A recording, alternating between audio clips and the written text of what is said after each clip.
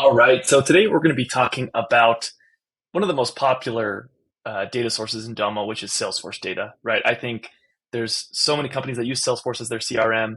And one of the things that I've always found is that my end users want to make sure that their Salesforce data is as up to date as possible when it's in Domo.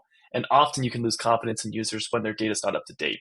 So in this case, what I'm going to show to you today is how you can leverage Salesforce Flows and the new HTTP callout feature in Salesforce Flows to automatically update your records or your connectors in Domo. And so for demonstration purposes here, I'm going to show you real quick how, let's say cases are very important to me and I want to know when new ones come in and I want them to sync over to Domo as soon as they come into Salesforce.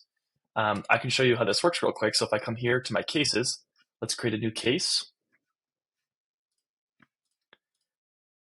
New case. And we'll just give it like an email case, click save.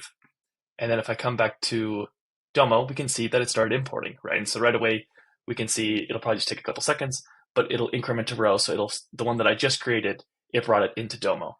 Awesome, cool. So how did I do this? I did this by leveraging Salesforce Flows. And over here, I'm in a Salesforce flow where basically I'm saying anytime a case is created, it's going to run an action. And in this case, what it's going to do is it's going to leverage the new HTTP callout that I think is out of beta now. But basically, this allows you to connect to an external source. And in this case, I'm actually connecting to one of Domo's undocumented APIs to trigger a connector. And so if you have questions about that, I think I have a couple videos, but let me also pull up real quick the documentation.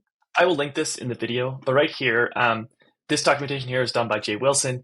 And if I come to execute a dataset stream, this is basically saying a stream is just an instance of a dataset run. And so here you can actually, if you plug in the right parameters, in this case, you find the stream ID of your specific dataset. So for me, I would find the stream of my cases and then use this API call out here, a post request to start off to kick off the dataset. And so in this case, what you can do with flows is you can actually configure an HTTP callout where you can just say create callout, and then I won't walk through all of this, but basically it lets you configure an HTTP request. So you do a post request off to the Domo endpoint that you get from this documentation, and then there you have it. You're able to create a trigger-based connector using Salesforce Flows to update Domo Salesforce data on the Domo side. So anyway, hope you found this helpful. Thanks.